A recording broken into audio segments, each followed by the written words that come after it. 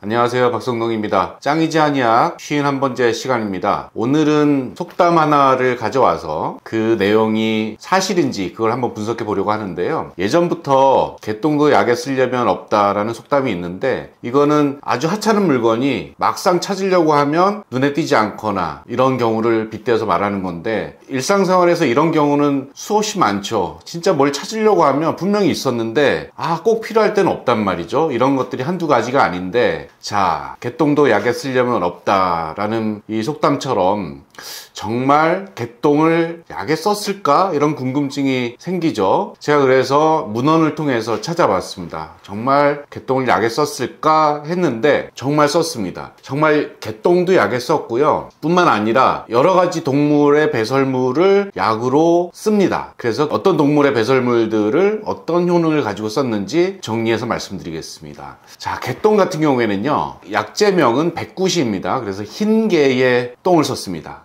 그래서 효능을 보면 정창과 누창 그리고 여러 가지 독을 치료한다 라고 나와 있고요. 뱃속에 단단하게 뭉친 것이 있거나 낙상으로 어혈이 생긴 게 오랫동안 없어지지 않을 때 사용해서 치료할 수 있다고 나와 있습니다. 먹는 방법은 개똥을 태워서 가루를 낸 다음에 술에 타서 먹는다, 이렇게 나와 있습니다. 만약에 내가 낫지 못하는 오래된 병을 치료한다 그러면 어떻게 하시겠어요? 한번 생각해 보십시오. 그 다음에 말똥도 썼는데요. 말똥은 금속에 의해서 상처가 난 상처 부위라든가 여러 가지 출혈, 코피가 난다, 여자들이 하혈을 한다, 이런 경우에 출혈을 멈추는 효능을 가지고 이 약을 사용했고요. 그 다음에 특이하게 더위 먹은 병에 달여 먹으면 효과가 있다, 이렇게 나와 있습니다. 역시 흰 말똥만을 약재로 사용했다고 합니다. 소똥도 약으로 썼는데요. 소똥은 붓는 병, 수종과 광란, 토하고 설사하는 병이죠. 이런 것들을 치료하고, 태워서 젤을 만든 것은 오랫동안 낫지 않는 종기와 궤양을 치료한다고 했습니다. 그리고 이제 유명하게 한방에서 많이 쓰는 약재로는 오령지라는 것이 있는데요. 이것은 하늘다람쥐 또는 날쥐라고 하는 날다람쥐의 분변, 똥을 약재로 그대로 사용했습니다. 이것은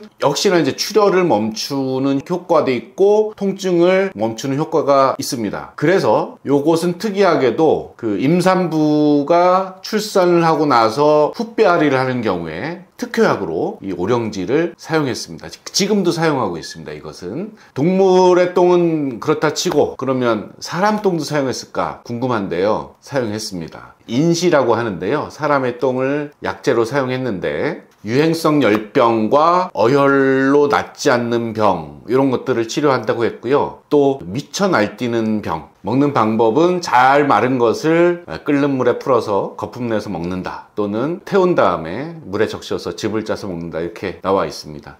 그리고 우리가 한 번쯤 들어봤을 텐데, 똥물을 먹는다는 얘기 들어보셨죠? 창을 하는 분들 중에 이 성대결절이 왔을 때 맑은 똥물을 받아서 마시면 성대결절이 치료된다, 이런 것들 들어본 적이 있는데 실제로 그렇게 하는지는 잘 모르겠습니다만, 이런 것들은 창하시는 분들의 경험담이 이렇게 나오는 걸 보면 실제 그렇게 했던 것 같아요. 그래서 이런 똥물이 성대결절의 상처를 빨리 아물게 하고 출혈을 멈추게 하고 종양을 삭게 하는 이런 효능이 있는 것 같습니다. 그래서 실제로 그렇게 먹어왔고요. 요즘에는 그렇게 하지 않을 것 같은데 예전에 그 창을 배우셨던 분들은 그렇게 했다고 합니다. 그 밖에도 이제 뭐 당나귀 똥이나 순양의 똥, 그 다음에 참새의 똥, 이런 것들도 약재로 사용해서 효능을 볼 수 있다고 하는데, 지금 이런 것까지는 굳이 사용하지 않는 것 같고, 제가 말씀드렸던 것 중에 현재도 사용하는 것은 날다람쥐의 똥, 오령지는 사용하고 있습니다. 그리고 종합하면 여러 가지 동물의 똥을 약재로 사용한 것이 문헌으로 확인되었고 실제로도 그렇게 사용했던 경험들이 있는 것 같습니다. 그런데 이런 것들을 종합하면 출혈을 멈춘다, 종기를 낫게 한다, 궤양을 잘 아물게 한다, 어혈을 풀어준다, 이런 효능들이 공통적으로 있는 것 같아요. 문헌적으로요, 예전에 이제 승정원 일기를 보면 조선시대 영조가 말똥을 달여서 마셨다는 기록이 나오거든요. 왜 그랬냐면 영조가 여름에 더위를 먹어서 병이 생겼는데 요즘으로 따지면 냉방병이라고 여겨집니다. 그러니까 설사를 하고 배가 아프고 기침하고 콧물 재채기가 나오는 그런 거니까 요즘으로 따지면 냉방병이죠. 그래서 너무 여름에 더우니까 찬 것을 많이 먹어서 생긴 병이다, 이렇게 판명이 났고, 더위병을 치료하는 말똥을 끓여서 만든 차, 마분차라고 하는데요, 마통차라고도 하고요, 요것을 마셨다는 기록이 나옵니다.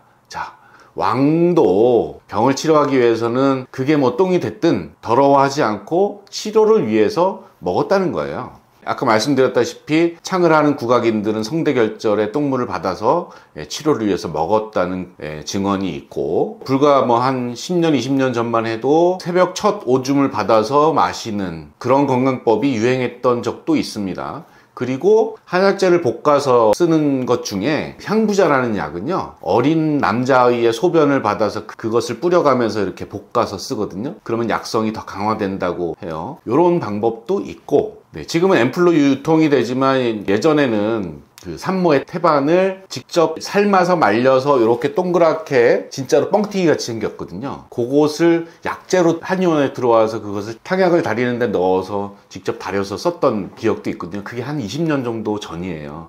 요즘에는 그게 이제 위생상의 문제 때문에 태반 액이라고 해서 앰플로 나오지만 예전엔 다 그렇게 썼습니다. 그래서 우리가 생각하기에 더럽고 불결하고 또 비위상하는 이런 약재들이 여러 가지 많습니다만, 오늘 알아봤듯이 이렇게 건강을 위해서 또는 치료를 위해서는 똥마저도 약으로 썼던 이런 기록들을 봤을 때 우리가 치료만 된다 그러면 거부할 이유는 없지 않을까, 이렇게 생각이 드네요.